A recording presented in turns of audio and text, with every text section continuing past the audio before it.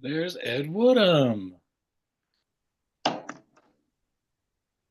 There's Royce. Hi. Ed, you have a request from someone to be able to record tonight. Would you like this to be made permissible?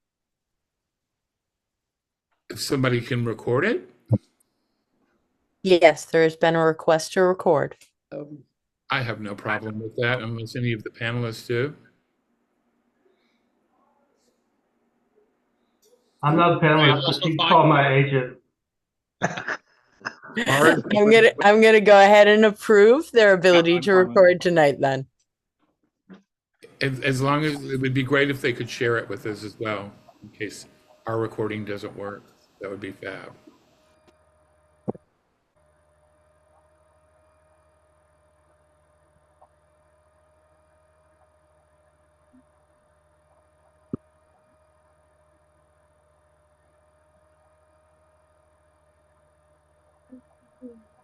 Alan Wells, who's that? POPHD. Oh, that's for work. I'm a friend of Clare Butler's and from Atlanta, and I live in Macon. Nice to meet you. Hey, I'm Cindy Zarelli. Are we talking freely at this point? You are. Yeah, I feel very free. I should have known more my bra. Hi, I'm wearing Alan. pants. I'm wearing pants, just so everyone knows. I noticed that immediately. I noticed that immediately. Definitely. I'm I glad am you wearing tuned pants. in from Macon, Alan. I just want to make everybody aware that this is being recorded. So if you are speaking freely, do know that it will be kept for posterity. Oh, I do have pants on. It's on your permanent record. I do have my bra on. Well, thanks for letting us know, honey.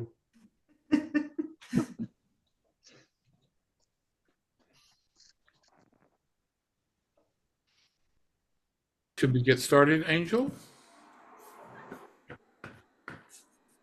Here, you can see everyone up there.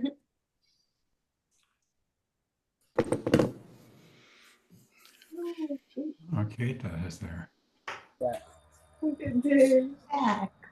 Whenever you are ready, Ed. All righty. It is on you. Great. I'll ask everyone now, because we're recording, to mute yourself, please. Or Mute Angel, yourself, you son. would mute people. Mute. Hey, everyone. Thank you so much for joining us this evening.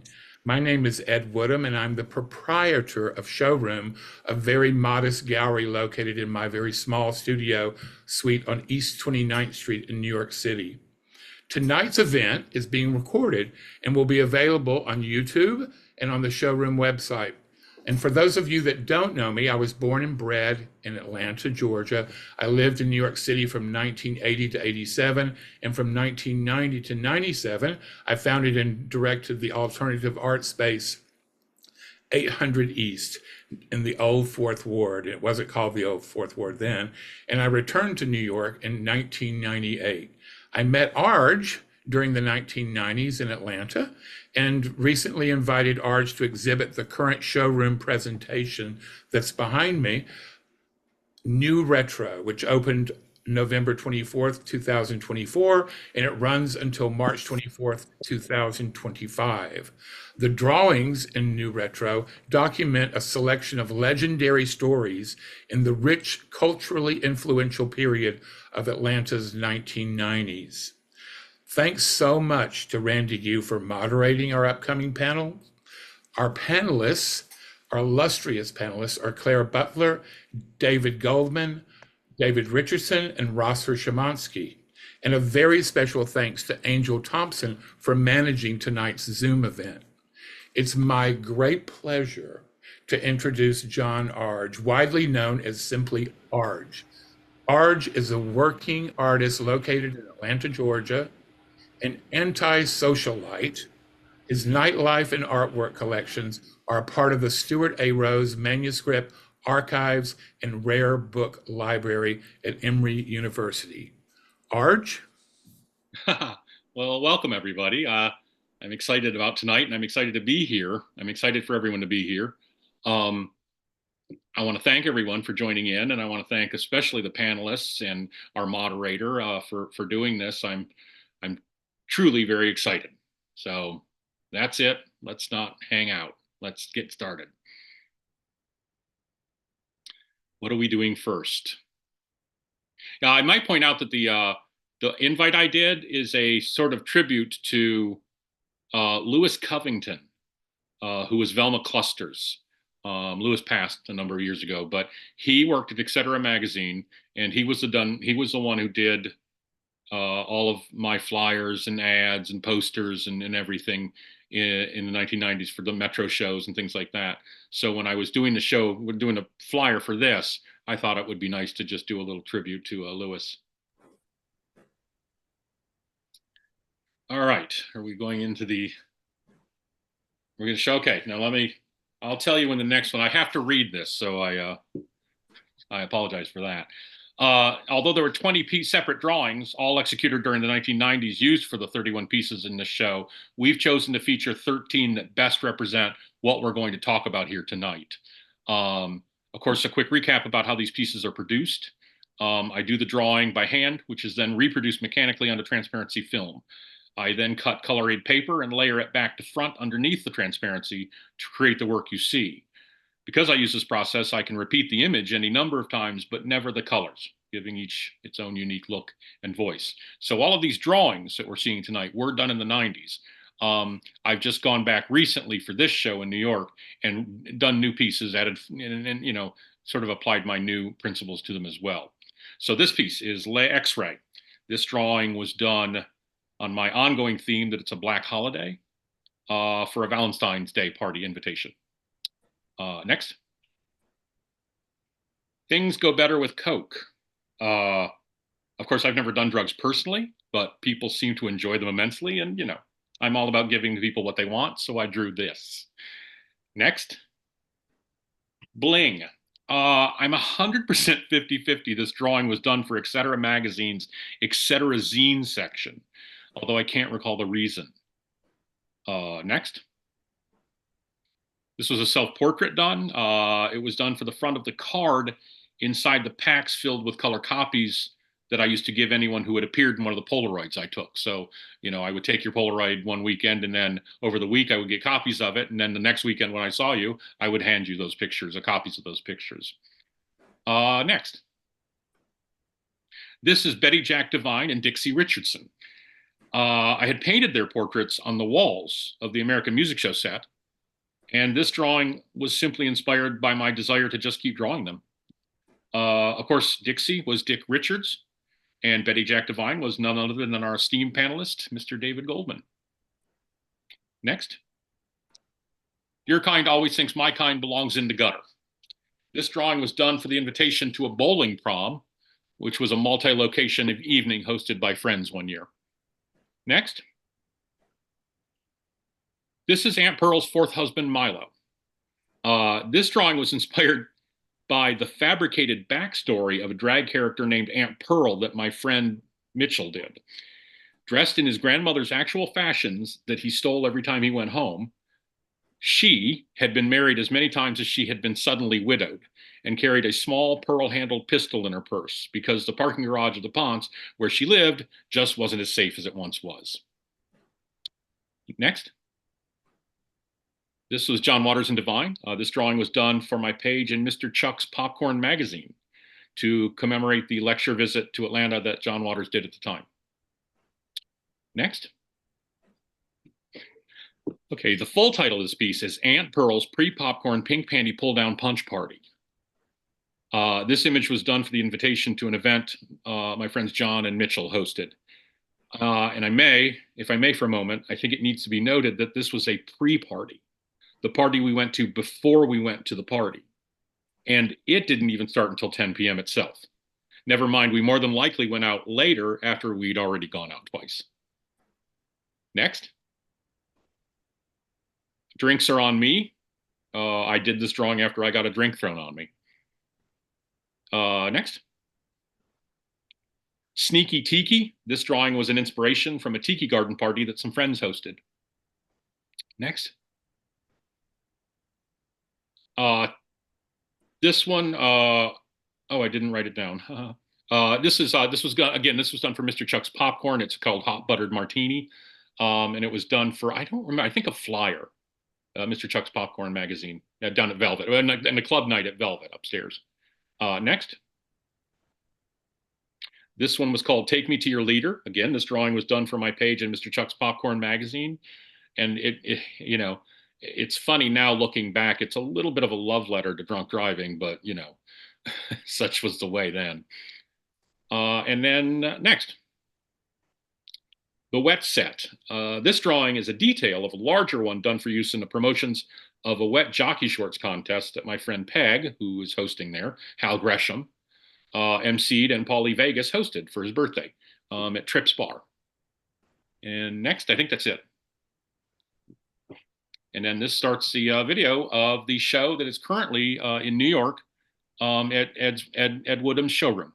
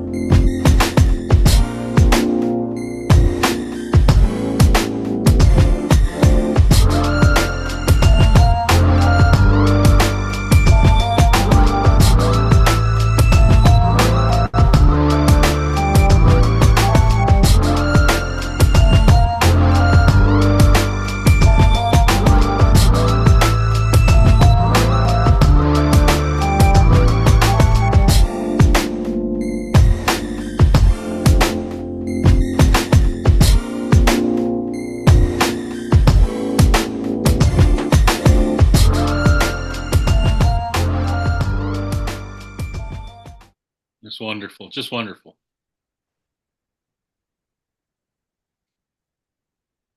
Hey, everybody.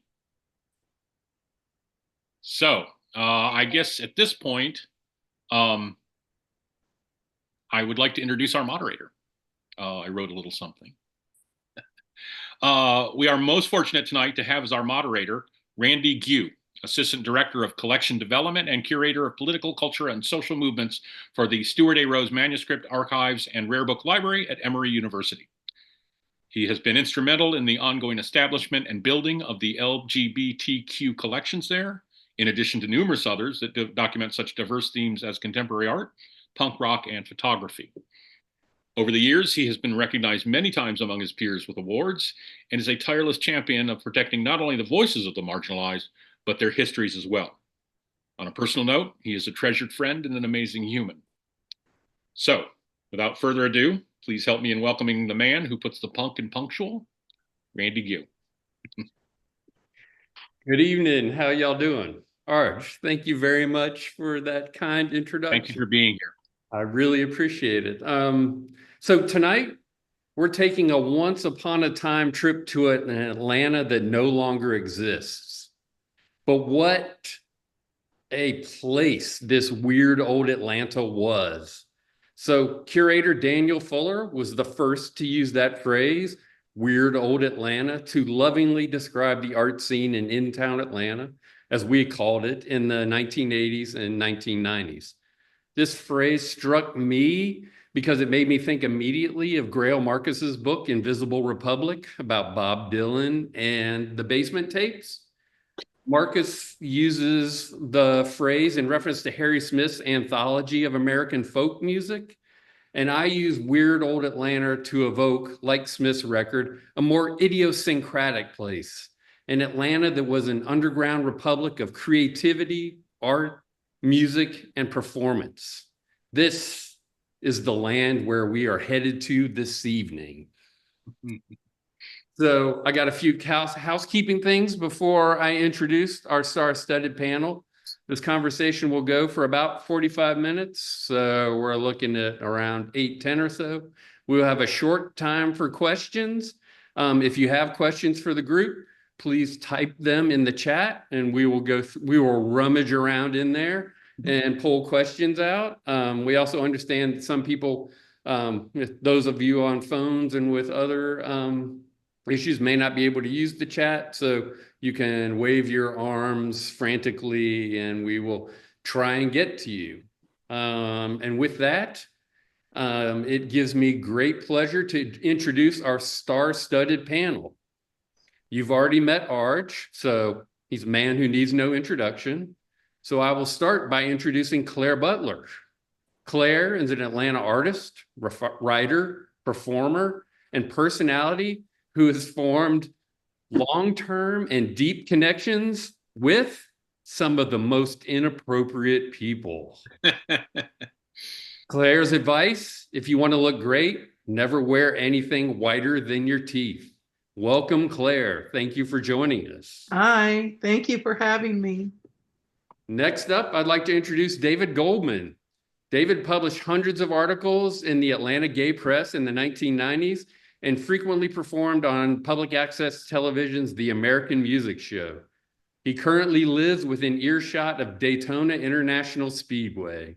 David, welcome. Thank you for joining us this evening. Hi, Randy. Hi, everybody. Hi, Arge.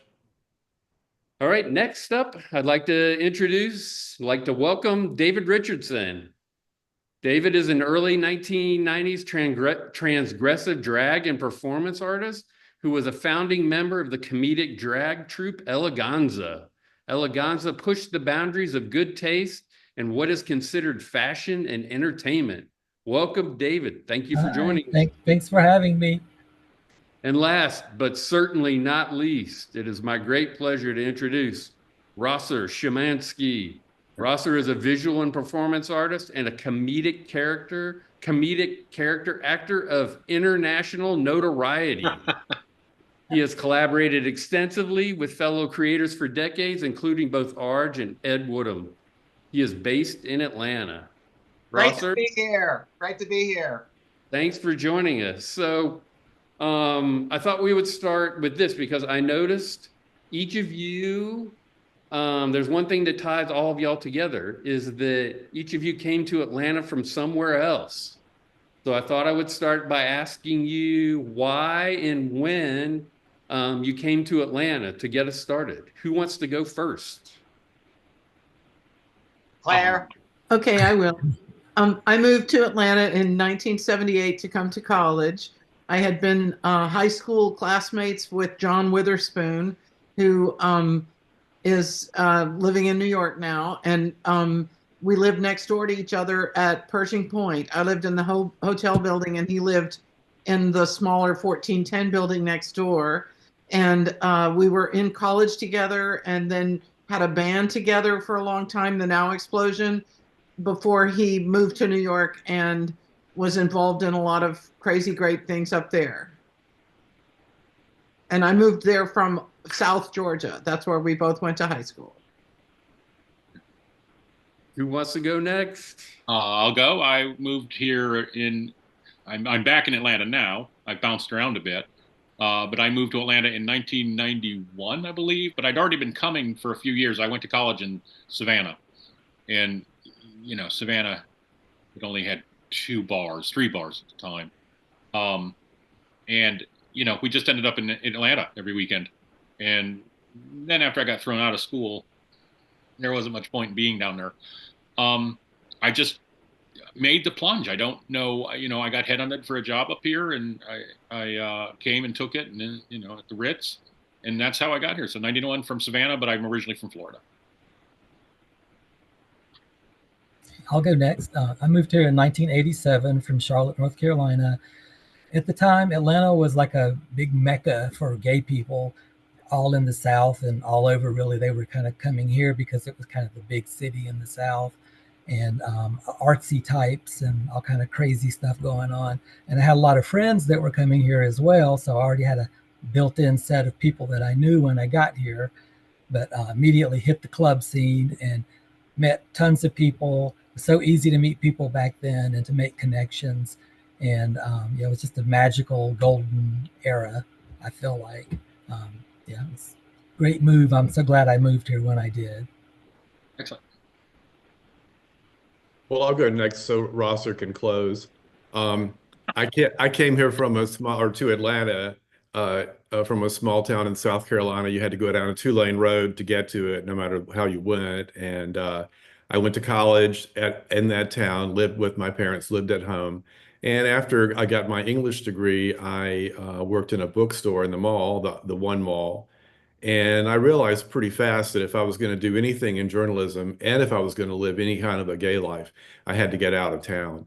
And so I really wanted to move to New York, but I was thankfully talked out of that by smarter people. And I started coming to Atlanta on the weekends and just couldn't believe it. I mean, at that time in the early 80s, it was like the fearlessness of the community, the gay community, the level of wildness that was so, people were having such a good time. I couldn't believe I was in anywhere in the South at all. And so I really set my mind to move there. I keep saying here because I'm talking to y'all. And I moved to Atlanta in 1981. Excellent. And let's see, I'm from Florida. I grew up on the Gulf Coast, the Gulf of Mexico. And I went to school in Gainesville, Florida, at the University of Florida. I graduated and was floundering in Gainesville until a friend of mine said, "What the hell are you doing down there? Why don't you come up here? You can stay in my apartment. And, for a while, we'll see what happens." I moved up to Atlanta in March of '83. So I've almost been here now 42 years. And I was in search of fame and fortune. I had no clue what I was going to do. And within 6 months, I had met people with the American Music Show, and everything just skyrocketed after that. So, and I have to say thank you, Dick Richards, because if it wasn't for Dick Richards, nothing that I accomplished would have happened. So that's how I got started. Well, I think that's kind of a great transition to our next question, because all of y'all came to Atlanta before Al Gore invented the internet. So how did you actually meet these people and find this kind of, because it sounds like each of you were looking for community and looking for things. How did you find it when you arrived here in Atlanta? Well, in my case, I had a good friend who had cable TV. I was so poor stricken, I didn't have cable, but I was living on 14th Street in Midtown. And I was working in a building on North Avenue, and he lived in the apartments above the business that I worked at. And he said, "I have seen this show on public access TV that you have got to come and see." And so the next week I went and watched it with him, and it just happened to be the American Music Show. And what was I seeing but Dick Richards and James Bond on a couch with RuPaul in between them? And I had seen RuPaul's posters around Midtown at the time. And so I was like, okay, I've got to get involved with this show. And so I tell the story all the time, but I wrote them because my degree from college was in television production. I wrote them a resume letter and sent them a resume because I wanted to get a job with the show. And next week they made fun of me by holding up my resume letter and saying, "This is ridiculous. There's no jobs at public access." And And then and I felt humiliated because it was so stupid. But 2 weeks later, Dick Richards called me up and said, we want to come to your house and interview you and put you on television. And so they came to my house. Dick Richards, Patsy Duncan, and Raina Oosting, who were two of the Peak sisters at that time, came to my house. I gave them gifts. I gave them presents. They really liked me, and so they invited me back for more stuff. But the day after the very first American music show that I was on aired, I went to Malone's bookstore at the Plaza Drugs location on Ponce de Leon, and I went and bought a book, and I was up at the register, and the cashier said, "I saw you on TV last night." and that was, there I was hooked, And for me, it was, I moved here and I had John living next door who I'd known from high school. We moved up from South Georgia, and he was involved at Georgia State with things like the Players, and he booked all the films for Georgia State and that kind of thing. And he was a photographer. And so we spent a lot of time doing things that people told him about from those activities he did at school. And one of the first times I went to a party where I met people that I didn't know before I moved here was at Tom Zarelli's house. And we were trashing the house because he was leaving. He'd gotten thrown out. And I met a lot of people over there that day. And then John and I were crazy to be on TV. I don't know what it was, but in the late 70s, it was really hard to get on TV. And we just thought, we've got to do that. How are we going to get on TV? And we kept plotting these ways to get on. And we even did where we went to Ernest Angley at the Civic Center and got staged, just so we could be on TV. And that's hilarious in itself. The costumes we got from the thrift store to do that were great. But then John met James Bond, and we found out about the American Music Show, and we were like, well, we can really be on TV now. And so that's how I met all of them, showing up in James Bond's basement to do that. And, I think that back then you had proximity friends, because now people seem to be online all the time and their friends are far away. But back then it was proximity friends. Like I got to know people just walking down the street at Pershing Point. We met the person who later was in the band with us and became my roommate on Bonaventure, because we were wearing vintage men's pajamas, both of us, that we bought at the thrift store, and was like, oh, nice pajamas, and that's how we met. So I think that there was a lot more opportunity for that kind of thing when you didn't have a phone all the time. Yeah. Well, I met most of the people that I met when I first got here were through the nightclubs and because I was out basically 7 nights a week, every night. This was the days of 24-hour clubs, and I was there for a good bit of that 24 hours in some cases.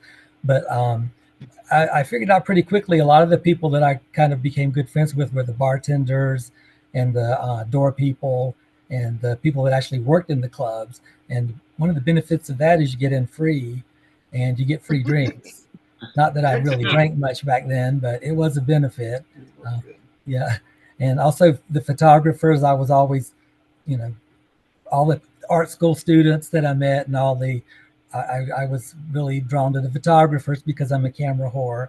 And also the freaky people, I was kind of going for the freaky people too, the ones that looked kind of wild and all those ones more interesting, So that's how I met most of my people that I met were through the clubs. But then also, speaking of People TV, I did take that class like within the first month or two of getting here. They used to offer a class on how to use the equipment and edit and film and do scripts and stuff. So I took that class along with David Moore, who moved here with me, and it was we actually got to do a lot of work through People TV, making like little cheap videos and things and editing them, and also it was a lot of fun. Well, David, speaking of 24-hour clubs, I met Dick Richards at Numbers Disco on Cheshire Bridge Road. I'm sure probably well after midnight on a Friday night. And, we became boyfriends, and it was really amazing because when I got to Atlanta, I had a 66 VW and $1,600. And within 2 months, I had an apartment, a real job in a publishing company, and a new boyfriend. And so what I discovered with Dick was he was so well placed socially in like democratic progressive circles that within a few months I had met, Andrew Young and all these people on city council. And I mean, it was unbelievable. And Claire, I have to tell you, one of our first real dates, he took me to see the Now Explosion play at TV dinner on Peachtree Street. Oh, great.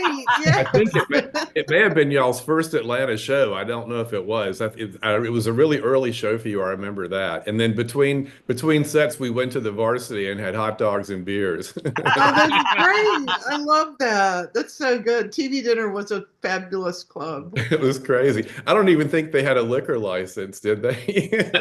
Well, they had a beer and wine. That's all they had. And then Rosa cooked meals for people. I still like one of the recipes she made. She gave it to me. Oh. I see her a lot still. Arge, how about you? I moved here. Like I said, I was, I was young, Savannah. I gotten as far as I was going to get there, and but I didn't move here with any agenda or any. In that, like, Arge wasn't a thing yet. I was still running. I was still running from my childhood. I'm still running from my childhood, probably. But I didn't know who I was, so I wasn't. The Arge thing was still quite secret. I wasn't broadcasting it at all. So I moved here. I'm terrified of people, and I'm still terrified of people. But everything I seem to be designed to do requires other people. So. I have to get out. I have to do things. So, so I was going out and trying to find my, my family, if you will, or a place that I was comfortable in. Blake's, Burkhart's, the Far Road Library. It just didn't work. And then I walked in the Metro one night, and Eleganza was on, and I knew I was home. I immediately knew I was home. And then because of my proximity, of course, we had an apartment right in the Devil's Triangle, it was, we could go to 4 different bars in 2 minutes. So I ended up hosting a pre-party one night. And I think Mr. Chuck brought Dick and David over. I think that's how I met David. I met David Richardson lightly. Tim Scott is who I'd really connected to, Trina Saxon. And, they brought people. And so you just, again, as Claire was saying, it was just, you met people quickly. You really, really, you hate to say you got around, but that's, you got around. That was what you did.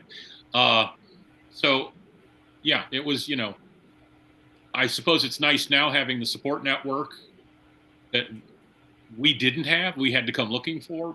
You can be alone in your home and find your tribe. Across the nation. You may not be physically together, but you can find. But we had to come search. We had to come find each other, and we were all looking for one another. And I'm grateful that I ever found every one of you. So. Well, and so the interesting thing about all of y'all on this panel is y'all all had a different art practice. So what were y'all doing artistically, creatively in the 1990s? Claire? Well, I had left the Now Explosion in the 80s and moved to San Francisco, and I moved back in 1989. So I was doing things like I played in 3 different bands, actually, that were minor kind of bands compared to the Now Explosion, which was the big kahuna, right? And then I got a real job, so I was working as at the legislature for the General Assembly as a writer-editor, and then later on I got a job as a speechwriter at Georgia State. It was amazing, since I spent so much time trying to get out of that place graduating, that they would actually hire me to tell, my whole career has been telling people what to say. Hey, you guys, here's what we're going to tell them whenever we got in trouble, and I managed to make it into a career, And so I was telling people what to say all the time who were in charge of something. And the only reason I was able to do that is because of the performing I'd done, because I always dressed as different characters, and I had to get the audience to understand who I was in like a minute or two, or I'd lost them, you know. So that gets you real quick, teaches you how to know what the audience wants to hear, and that's what I do for work. So I did a lot of that, and I think that the job was actually creative too, even though it wasn't in that creative scene, you know. But and I always had done like work as a sewing. I had a clothing line in the 90s that I sold stuff in little 5 points. It was Western wear, and the line that I did was called Hot Diggity, and I made clothes for lots of different people who were stage, you know, performers, because I had made my own clothes before. And so it was sort of like, okay, well, I can do that. I'll just do that for fun, because I always had to have a side hustle going besides the jobs, you know. And then I spent a lot of time embroidering too, which I still do. And you know, I was on the American Music Show a lot too, but most of the time I would just show up to hang out in the green room. You know, I wasn't even on as many times as I went there, you know, because you could like have a cocktail kickback and get a laugh. And that was like Tuesday night. Yeah, let's have some fun. And I really enjoyed that whole crowd, and just that, you know, all the performing that was going on that show was a real, I realized later on that Dick actually recorded every major event in my life before anybody had a phone and could follow people around. And that's kind of amazing to me, you know, that I just am so grateful for that, you know, that was part of my life, of just that every week being involved in a show like that, or just knowing that that was open to go to. So that's pretty much what I was doing in the 90s. Well, for me, around 1990, I had like a disco party, and like an homage to 70s disco, because I always loved it. And it was kind of resurging because of Delight, and invited all of my friends, and we all came up with like little characters, like weird characters. And after that, we ended up going to the Cove, and Bobby Bridges was DJing that night, and he saw us, and we all looked freaky and very 1970s. And he approached, I think, Tim Scott about he had a new night at the White Dot on Sundays, and he needed something to fill it in. So he asked if we could come up with some kind of a drag show, and we were like, heck yeah. And so yeah, it was, so that's how Eleganza actually started. And wow, we were very influenced by the Now Explosion, because we loved the whole 70s vibe and the, you know, the tacky 70s looks. And so we were kind of lampooning the 70s and somewhat the 80s too. So it was Tim Scott was Trina Saxon, Christian Borden was Clive Jackson, I was Baby Doll Schultz, Danny Hammond was Crystal Light, and Robert Ponce was Super Chick. And we all had our own little kind of niche type things that we did. We did it for like years. We did it for a long time. I think I kind of, after the first couple of years, I kind of checked out a little bit, but I would guest with them occasionally. I also was doing sort of like pretentious performance art type stuff at various clubs. Like I appeared in a peep show booth at the Chamber with 100 pounds of organ meat and a pig's head. Just it's crazy, stupid stuff that I could think of. Yeah, and stuff at Velvet. I did stuff at Velvet up in the VIP room, and also we performed all around, all over the place. But we made a movie with David Moore. Here's the poster. Have you seen Crystal Light? Oh, it's on YouTube. It's on YouTube, so it's you can watch it. We were very proud of it. It had a screening at Backstreet. So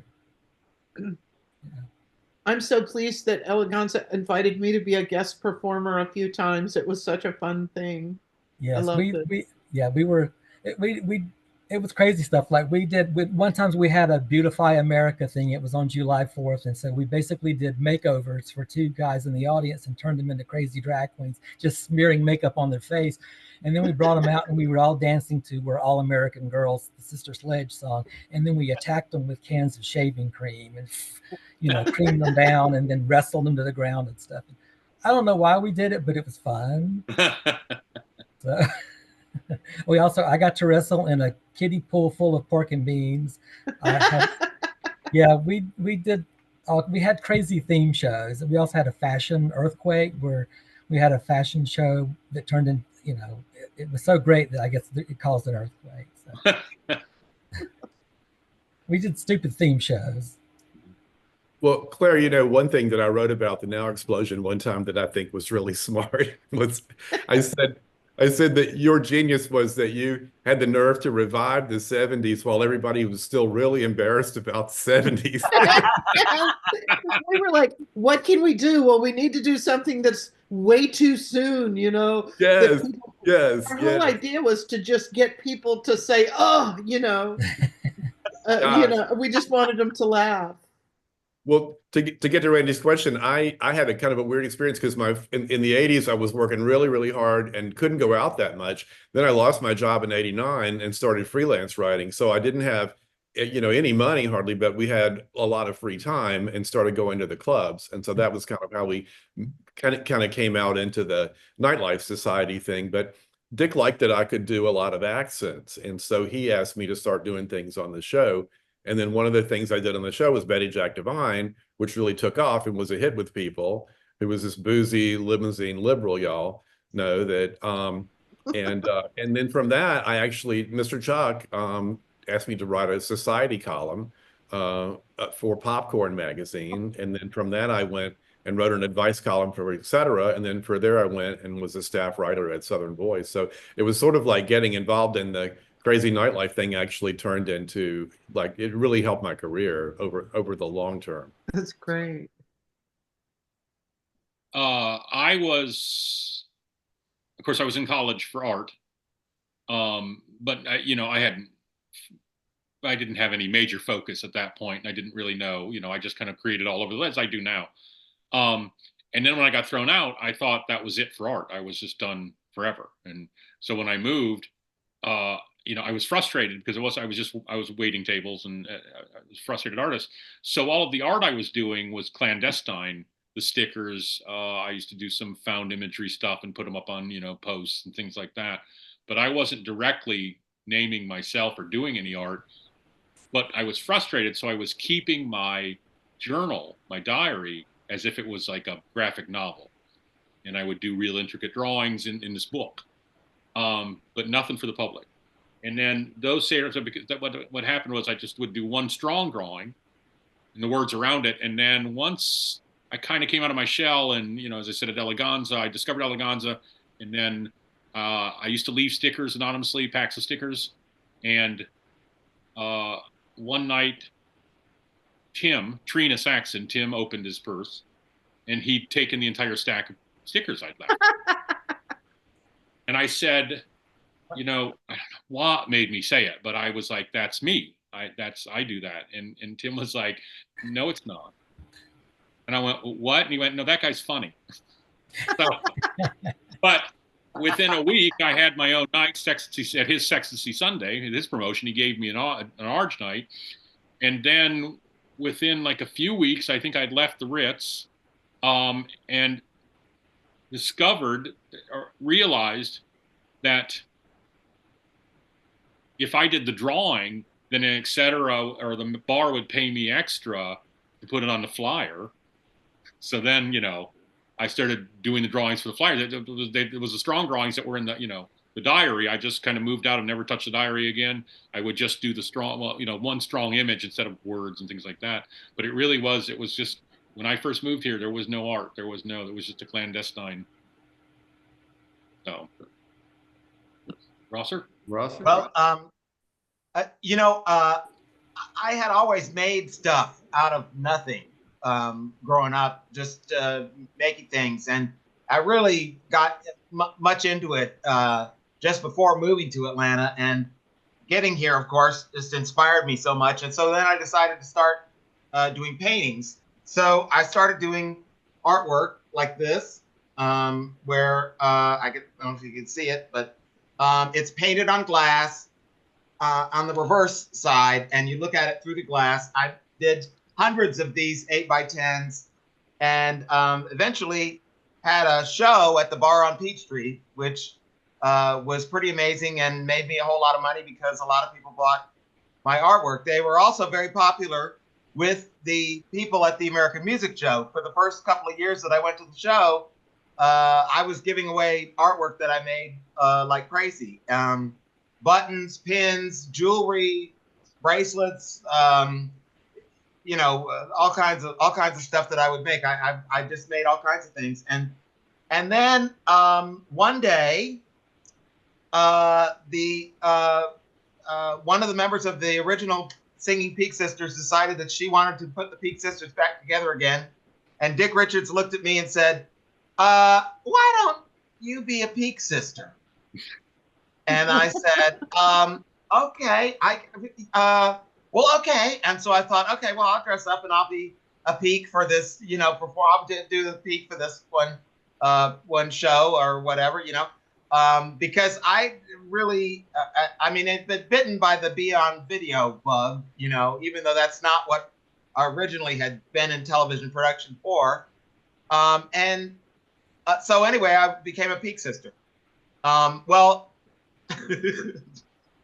as a lot of you may remember, the Peak Sisters became like an instant smash. We were at Club Rio all the time. We were performing, you know, the three of us were performing all over the place. And sometimes we would have substitute Peaks who would come in and do stuff with us. Like Claire, of course, she brought up her Peak character. So I was the only actual boy Peak for the longest time. And anyway, then after time, what happened was one of our Peaks, Raina, she moved away and decided, you know, that she was just gone from Atlanta. Molly, who played Wanda Peak, well, she decided to live an alternate lifestyle, and she went off, and we didn't hear from her anymore. And so I was still a Peak. I was still doing Peak stuff. And then Dick said, I've got a possibility of doing a spin-off show that I've been doing with, he started it out with the members of Space Seed, who had been part of what was the name of their group? The Cocktail Girls. And they had Fun become record. Space Seed, and he had them hosting a Saturday show. They decided to leave and move out west. So then he had RuPaul, who came back to Atlanta, host it for a little bit. And then RuPaul went back to New York. And so he said, well, Deandra Peak, you're basically my third choice, but here we go. Let's do it. And so, yeah, I mean, it wasn't like that really, but he said, let's do a Deandra show. And Deandra show took off. And so I was doing a lot less physical artwork because I was doing so much performance work. And that took me to New York to do Wigstock with Lady Bunny like 9 times in a row. And San Francisco and Los Angeles and Chicago and Louisville, Kentucky, New Orleans, you know, got to Louisville. Arge, you may laugh, but that was one of the best shows ever. Hey, I had a lost weekend in Louisville. It was a good town. That Louisville show, that was they invited us up there because these people had seen the Deandra show. I think they had gone to Wigstock and they'd seen Deandra at Wigstock. And anyway, they invited Mr. Chuck, Sugar Baby, and me to go up there to do this performance. And they were so obsessed, they actually built a trailer to put on their stage for me to perform in front of. Wow, that's great. Unbelievable. Made out of corrugated aluminum metal. It was crazy. And the biggest thing I remember about that show was Sugar Baby's song it was time for Sugar Baby to perform, and the DJ rolled the wrong song on the tape. And Sugar Baby was like, it's the wrong song. I can't do this song. And I was standing at the side of the stage, and I pulled Sugar Baby over to the side, and in my regular voice, not Deandra's voice, but in my regular voice, I screamed at her, "Do the goddamn song, whatever it is, just do it." You know? So she went out there and did that song because these were the days of cassette tapes. So it was going to take the DJ forever to figure out where the song was. Click. Right. And then the Peak Sisters had several big shows that we did, like the Turn Your Life Around special, where Fred Willard actually came on the show and was, I did 2 segments with him. One of them was called The Happy Cooker, where I just did like terrible recipes. And he said, I wrote a script for him and he did everything I wrote, Right. He was fantastic to work with, for sure. And that show was produced by Patsy Duncan, who was also Star Wars. Yes. And she was one of the all-time classic peaks. And later we went on to perform with Monkey One. And in Monkey One, we brought a bunch of Peak Sisters up onto the stage and performed with us, including Paul Burke, who created a new character for the Peak Sisters, Baby Jean Peak, who is, in my mind, one of the legendary Peaks of all time. So, lucky enough to be a part of all of that. And, and that legacy still lives on because of all the Deandra Peak videos and American Music Show videos that are on YouTube that are available to just a quick little click and search away. Let me interject that a number of years ago, many years ago, I was one of the gallery shows. I was talking to a impossibly young person, and he had grown up here, and stayed up late as a child. Got to stay up late because your show, Deandra's show was on Saturday or Friday. Friday nights at 11. Okay, he evidently, when he was a child, got to stay up late, and I could not convince him that Deandra Peak was not a national star. He had seen her on TV when he was staying up late, and didn't it was regional, or didn't know it was like, to him, you were H&R Puffin stuff. You were like I couldn't, not that I tried real hard, but I was like, no, I don't think children in California had the same kind of upbringing you did. You did this really great thing, and that's, they had somebody in California. But yeah, I do that. There are any number of people walking around who think the Peak Sisters were, a national show. Well, I want to interject at this point that here we are talking about art in Atlanta. And this is the first time we're like 40 minutes into this conversation. Arge's comment about a gallery was the first time a gallery has been mentioned in this conversation. So, one of the things I find fascinating about this is it seems like this nightlife art had like a different venues, right? So, we mentioned the White Dot, Velvet, the Ritz, all this. So you've mentioned, tell us about some of these places where these art that you were creating, that you were doing, that you were seeing, were taking place. Okay, I'll start. And one of the premier places that I love to do stuff at was Ed Woodham's own 800 East. Yeah. And that place was so welcoming, so open to all kinds of stuff. And I met so many people through Ed and 800 East. And he gave me so many opportunities to MC shows, to just perform at things, I didn't necessarily show artwork, but there were art shows and stuff. I have a painting on my wall right over here that you can't see. It's not in the field of view, but that was created by Terry Hardy, who was also Dysfunctia, who made this beautiful painting of Deandra Peak. And I remember going to that show and I looked at that painting and I was surprised. I said, "Oh my God, Terry, this is so gorgeous, this painting." He said, "Give me 3 weeks and it's yours." And so I've had it now for what, 30 years, probably at least. So, so 800 East, I think, was one of the most fantastic places. I agree. You know, for art, for performance, for, you know, Madeline St. Romain put on numerous plays and performances stuff there. We did many New Year's Eve things in Midtown. What was it called? Midtown. What was Ed? What was it called? Midtown. Midnight. Something. Anyway, it was New Year's. First night. First night in Midtown. Yeah.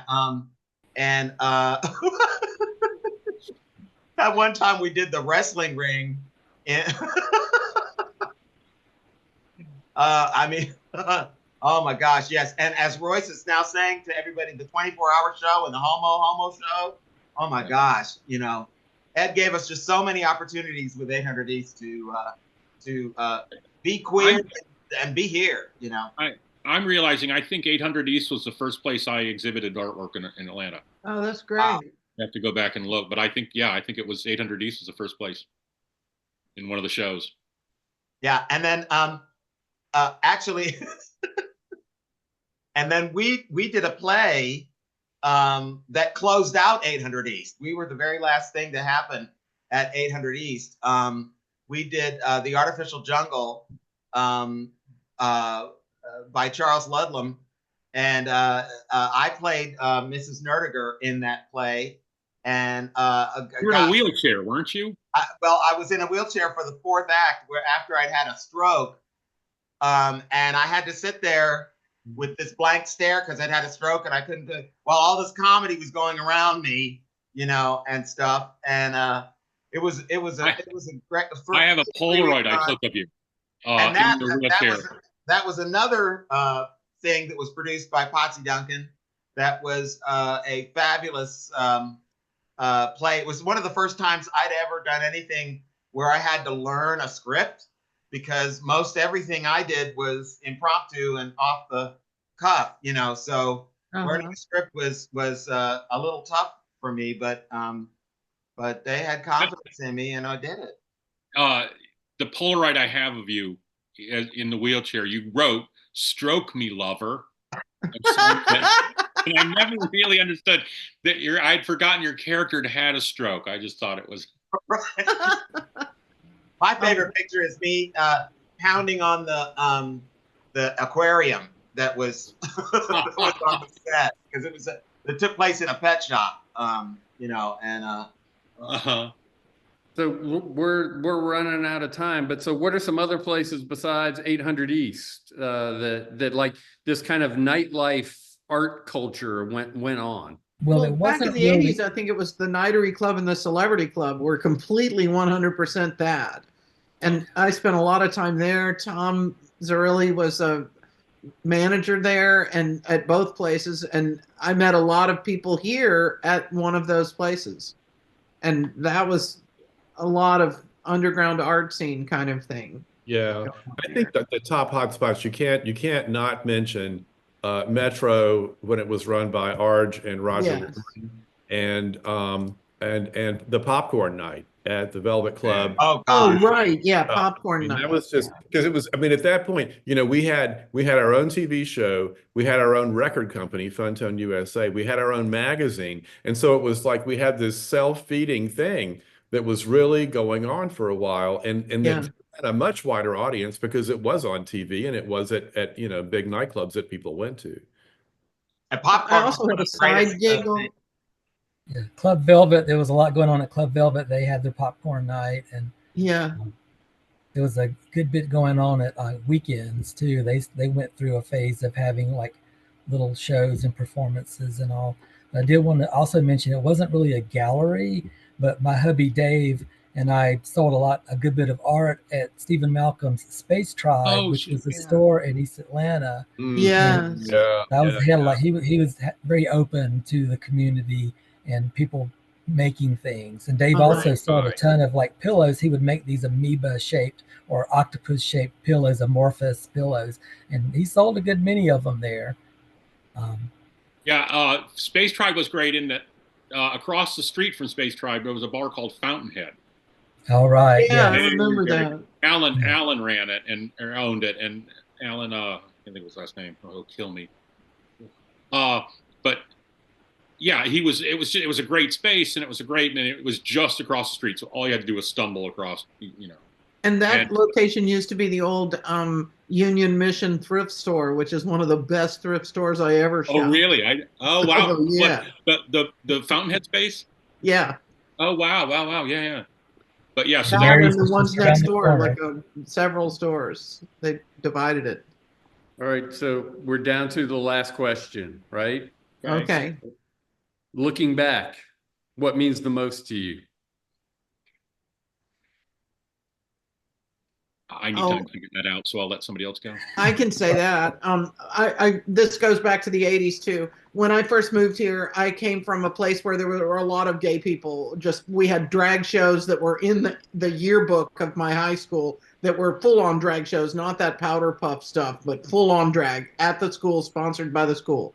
And this is public high school in South Georgia. So when I moved here, that was part of my life. And I knew a lot of people who were gay, trans, just lots of LGBTQ people.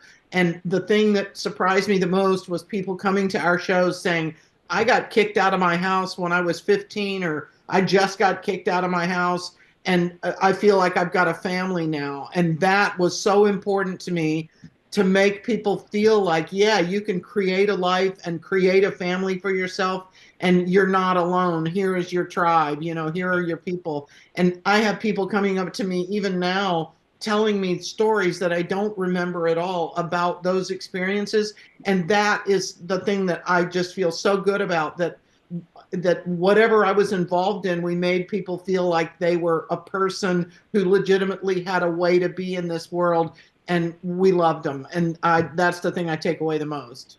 Love it. Yeah, I would say that's exactly it, Claire. And me just a little bit later, but for when I hit, and Trina and David Richardson with Eleganza, and Don Honeywell, who owned the Metro, and Regina Sims, who was at the door. And then Mr. Chuck, I somehow met Mr. Chuck through Tim. He brought Dick and David to my house for one of those pre-parties. And, one of those blast-offs before we blast off. And I then got to go to the American Music Show after that. And,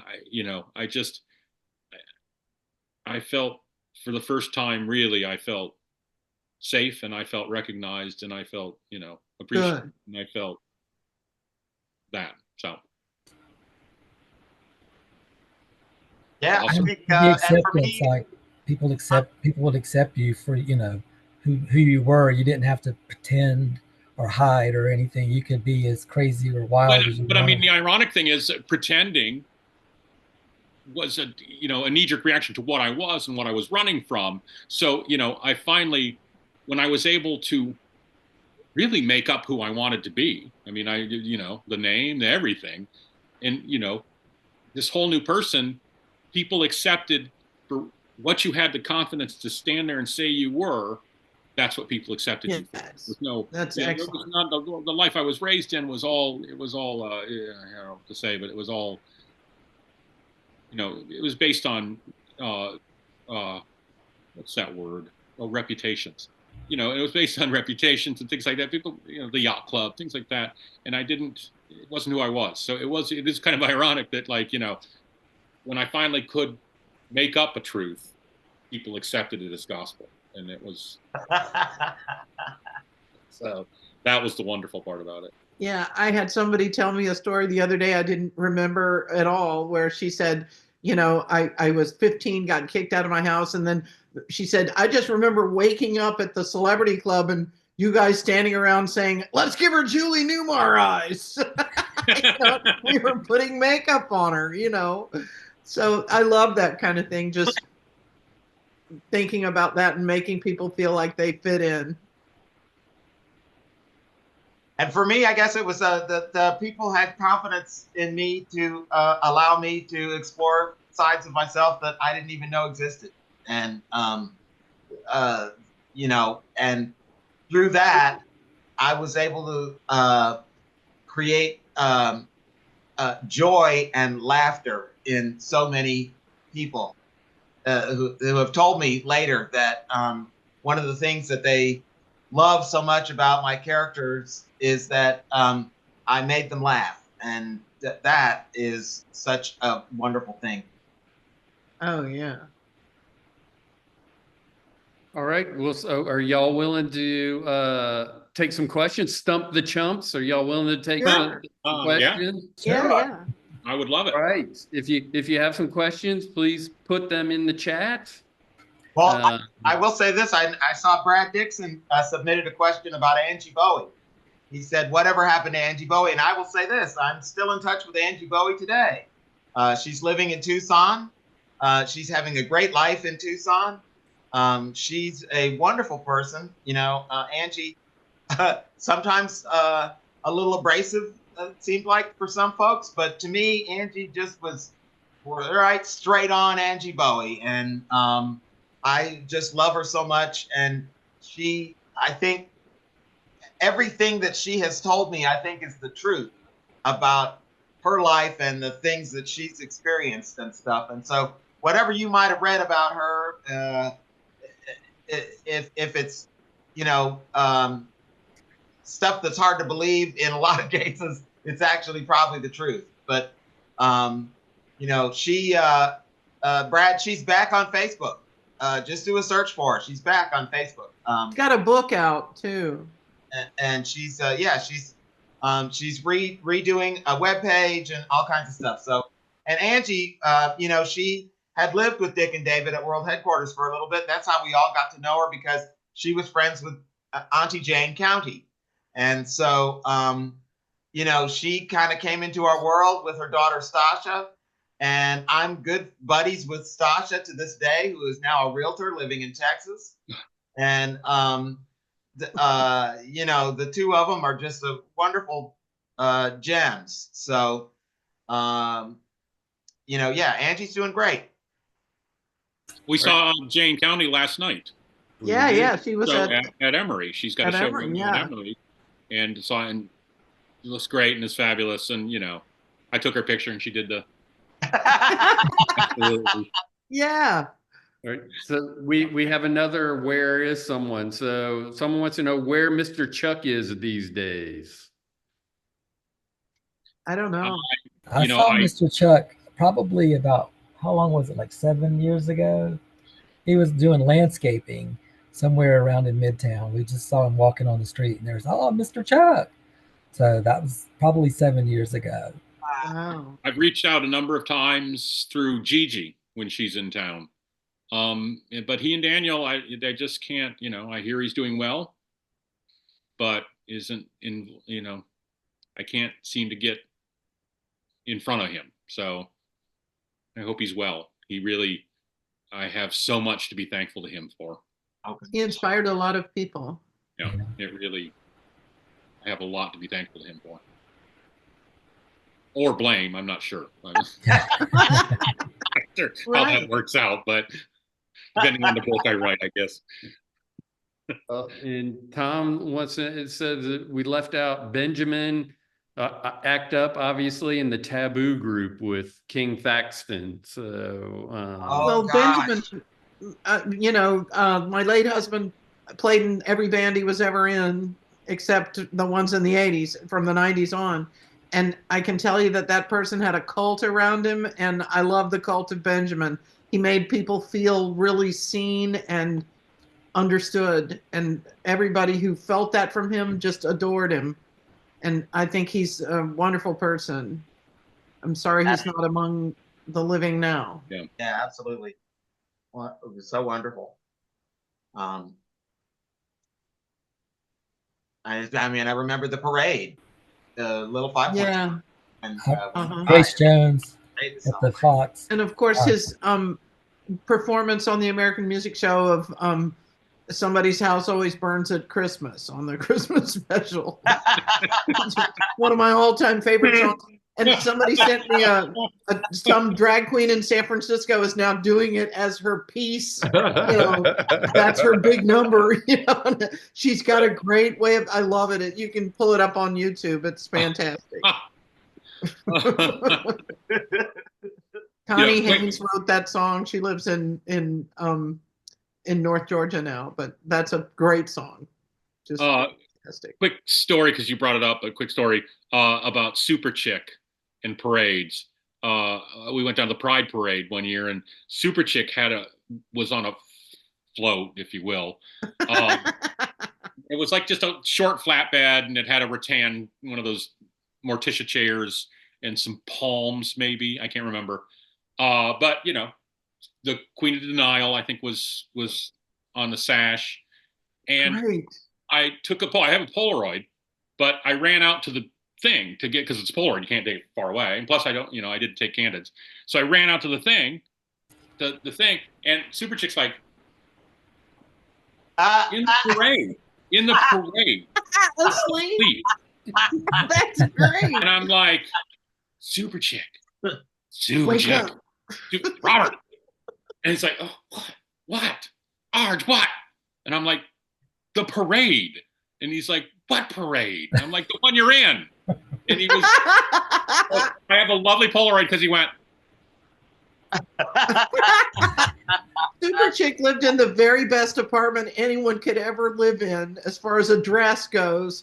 It was the same building my sister lived in at the time. They've flipped it now to where it's on Blue Ridge, so it doesn't have this number anymore. But it was 666 Moreland Avenue. And Super Chick's apartment was number 13 in the basement. Oh, yes. And I went to that apartment, and Super Chick, Super Chick was always making fantasies, but she also sort of fancied herself as a fading starlet who was like tragic, desperately tragic.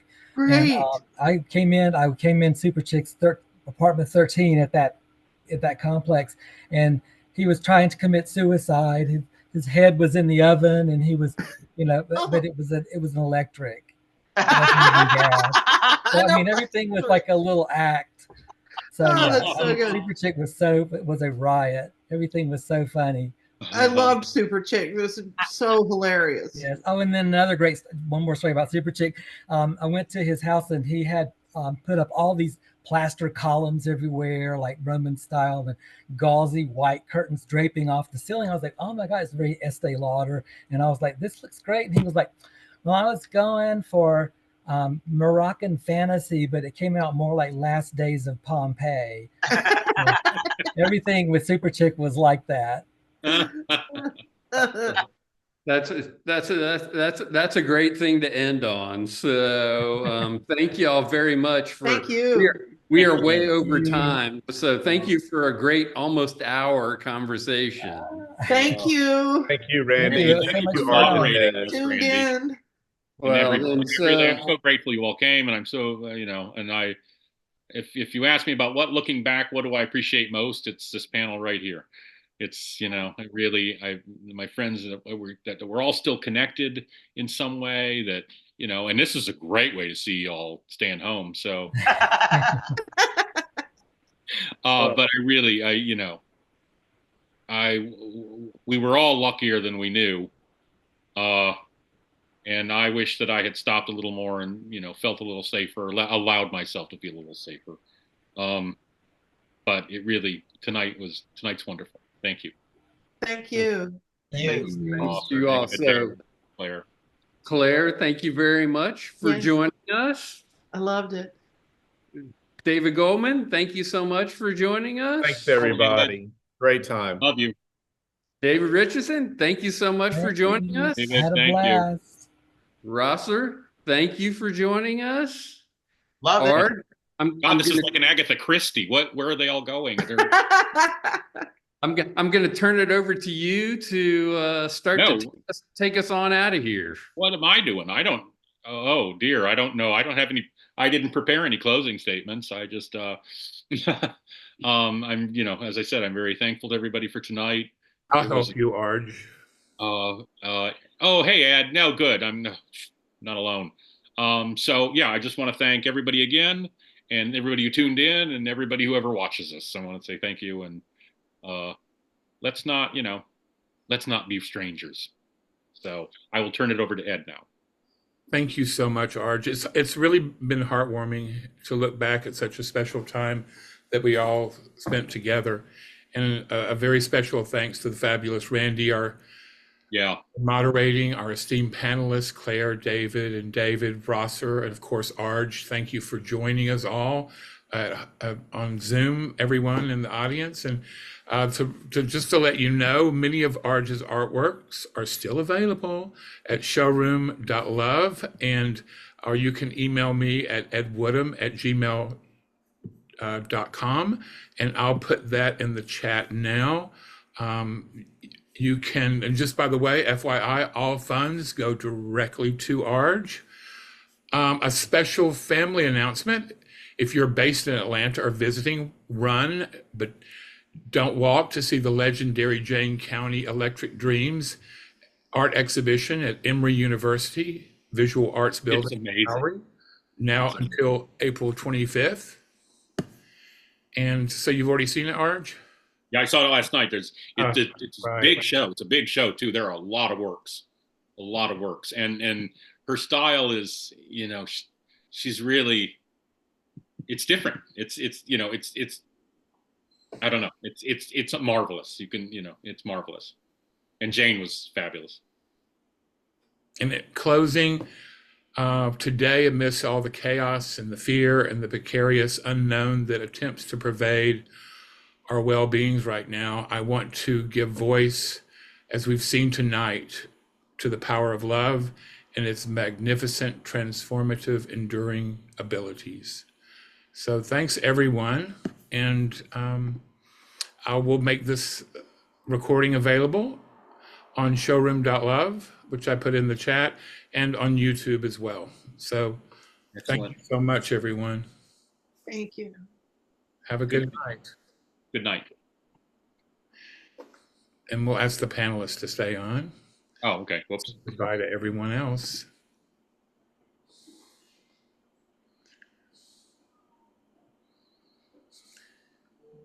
Oh, I didn't do any screen captures. God damn it.